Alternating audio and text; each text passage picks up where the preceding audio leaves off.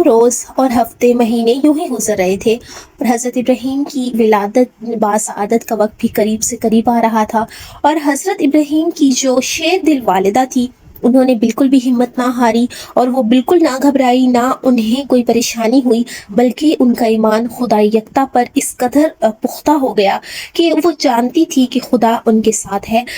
جس طرح سے عورتوں نے نگرانی کی ہوئی تھی، جس طرح سے نمرودی جلادوں نے حکمرانی کی ہوئی تھی، تو کسی عورت کا بچہ پیدا کرنا بہت زیادہ مشکل کام تھا۔ اگر کسی عورت کا انہیں پتہ بھی چل جاتا تھا اور اگر وہ اس کے سامنے گڑ گڑاتی بھی تھی،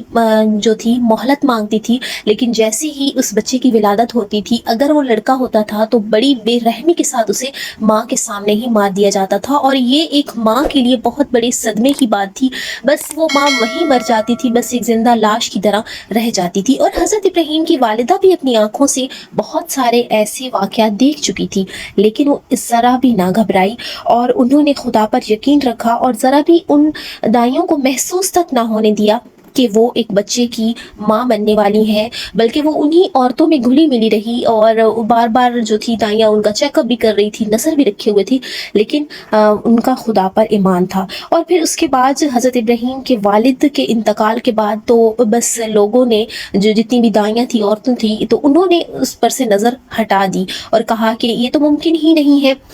کہ اس کے تو شوہر کا انتقال ہو گیا ہے۔ لیکن خدا رحمان نے ان کے والد کی وفات سے پہلے ہی حضرت ابراہیم کو ان کی ماں کے پیٹ میں ان کا نور جو تھا وہ منتقل کر دیا تھا۔ اب جیسے ہی وقت قریب آیا، حضرت ابراہیم کی جو دلیر اور شیر دل والدہ ماجدہ تھی، وہ ان کو ایک فکر ضرور تھی کہ وہ یہ نہیں جان پا رہی تھی کہ وہ اپنے فرزند کی ولادت کے وقت کہاں چلی جائیں، کیسے جائیں، اور وہ کس طرح سے اپنے پارے جگر کو ان نمرودی جلادوں سے محفوظ رکھیں اور کس طرح سے وہ اپنے بچے کی حفاظت کریں، کس طرح سے وہ بچ جائیں اس ظلم سے۔ اب اس وقت کی جو تھا وہ عورتوں کا ایک قانون تھا، ان لوگوں میں ایک قانون بنا ہوا تھا کہ عورتوں کی جو ایک خاص ایام ہوتے ہیں، ماہواری کے ایام ہوتے ہیں، تو اس میں وہ جو شہر سے باہر چلی جاتی تھی۔ جب عورتیں ایسی حالت میں ہوتی تھی تو یہ اس وقت ان میں ایسا ماحول تھا کہ وہ یہ سمجھتے تھے کہ اب عورت جو ہے یہ ناپاک ہو چکی ہے، وہ اس عورت کے ہاتھ سے کھاتے پیتے نہیں تھے، اس کو کوئی ہاتھ نہیں لگاتا تھا، اس کی طرف کوئی دیکھتا نہیں تھا، وہ یہ سمجھتے تھے کہ اب یہ ناپاک ہو گئی ہے، اور وہ پھر عورتیں جو تھی وہ شہر سے باہر چلی جاتی تھی۔ جب ان کی مدت اور وہ ماہواری کے جو ایام تھے وہ ختم ہو جاتے تھے تو وہ واپس لوٹ آتی تھی۔ اب حضرت ابراہیم کی والدہ نے بھی بالکل ایسا ہی سوچا، انہوں نے اس قانونی رسم کی آڑ میں ارادہ کیا کہ شہر سے باہر چلی جائیں گی اور پہاڑ کے دامن میں کہیں کوئی غار تلاش کریں گی اور لوگوں کی نگاہوں سے دور ہو کر وہ اپنے بچے کی ولادت کریں گی، اسے جنم دیں گی۔ اب انہوں نے سوچا، جیسے ہی حضرت ابراہیم کی جو ولادت تھی اس کا ٹائم جو تھا وہ نزدیک آیا، قریب سے قریب آ رہا تھا، تو انہوں نے عورتوں کو کہا کہ اب ان کے جو ایام ہیں وہ ماہواری کے چل رہے ہیں، تو اب وہ شہر سے باہر جا رہی ہیں۔ انہوں نے اسی ارادے پر عمل کرتے ہوئے وہ شہر سے باہر چلی گئی اور بڑی اتحاد کے ساتھ وہ شہر سے باہر نکلی، اور شہر سے باہر ایک پہاڑ کے دامن میں انہوں نے ایک غار ڈھونڈا، اس غار میں انہوں نے پناہ لی، اور جیسے ہی انہیں وہ غار ملا، انہوں نے دیکھا کہ یہ جگہ میرے بچے کے لیے بھی محفوظ ہے، میرے لیے بھی محفوظ ہے، اور میں ان جلادوں کی نظروں سے بھی محفوظ رہوں گی، تو انہوں نے اس میں پناہ لی۔ انہوں نے پناہ لی ہی تھی کہ ان کو ایک زور کا درد محسوس ہوا، اور زیادہ دیر نہ گزری تھی کہ حضرت ابراہیم علیہ السلام دنیا میں تشریف لے آئے۔ اس جو مولود تھا، اس کے چہرے سے اس طرح روشنی جو تھی وہ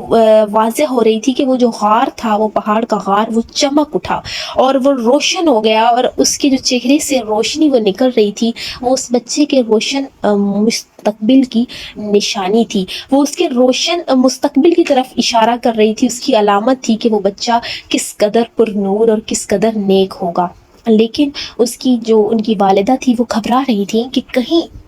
جو روشنی ہے، یہ جو میرے بچے کا نور ہے، یہ اس غار سے باہر نہ چلا جائے اور کہیں کوئی دیکھ نہ لے۔ انہوں نے فوراً ہی کپڑے میں حضرت ابراہیم علیہ السلام کو لپیٹ لیا، اور لپیٹنے کے بعد انہوں نے اپنے بچے کو سینے سے لگایا اور خدا کا شکر ادا کیا۔ اب جب حضرت ابراہیم کی ولادت ہو چکی تو ان کی والدہ ماجدہ پریشان ہوئی کہ اب بچہ تو اس دنیا میں آ گیا ہے، لیکن وہ کس طرح سے اپنے بچے کی پرورش کریں گی۔ انہوں نے سوچا کیا وہ بچے کو غار میں چھوڑ دیں یا اپنے ہمراہ شہر میں لے جائیں۔ آخر کار وہ کیا کریں کہ اپنے بچے کی حفاظت کریں۔ تو انہوں نے اپنے بچے کو پہلے ہی کپڑے میں لپیٹا ہوا تھا، انہوں نے بڑے ہی اچھے انداز میں بچے کو محفوظ کر کے لپیٹ کر وہ غار میں چھوڑ کر چلی گئی، اور انہوں نے سوچا کہ وہ ایسا کریں گی کہ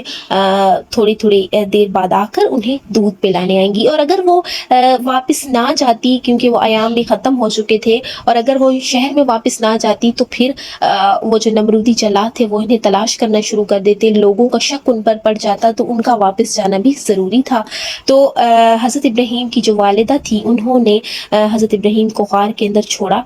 اور انہوں نے جانوروں کے خوف سے جو غار کا منہ تھا وہ پتھروں سے بند کر دیا تاکہ کوئی جانور اندر نہ جا سکے، اور وہ خود جو تھی وہ شہر واپس آ گئی۔ اور اس کے بعد وہ دن میں کبھی رات میں بڑے ہی چھپ کر جاتی، اور ایک مرتبہ غار میں جاتی اور حضرت ابراہیم علیہ السلام کو وہ دودھ پلاتی، اور اس طرح سے جب کبھی دیر ہو جاتی تو انہیں بہت زیادہ اپنے بچے کی یاد ستاتی، اور وہ پھر خدا سے مدد طلب کرتی تھی کہ پروردگار میرے بچے کی حفاظت کرنا، کیونکہ ایک چھوٹا سا بچہ غار میں تھا، لیکن وہ خدا کا معجزہ تھا، خدا کا لطف و کرم ان کے ساتھ تھا۔ ایک دفعہ یوں ہوا کہ حضرت ابراہیم کی والدہ کو کچھ ٹائم لگا، وہ غار میں نہ آ سکی، تو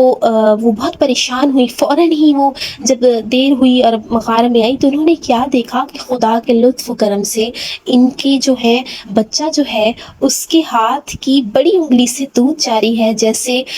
ماں کے سینے سے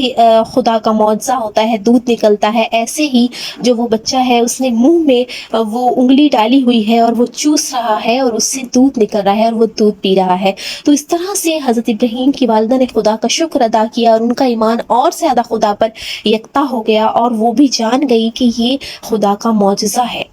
آج کی ہماری ویڈیو یہیں تک ہے، ہم اگلی ویڈیو میں جانیں گے کہ حضرت ابراہیم کی جو پرورش تھی ان کی ماں نے اس غار میں کس طرح سے کی۔ تب تک آپ اپنا خیال رکھیں، چینل کو سبسکرائب ضرور کریں اور ویڈیو کو لائک کریں۔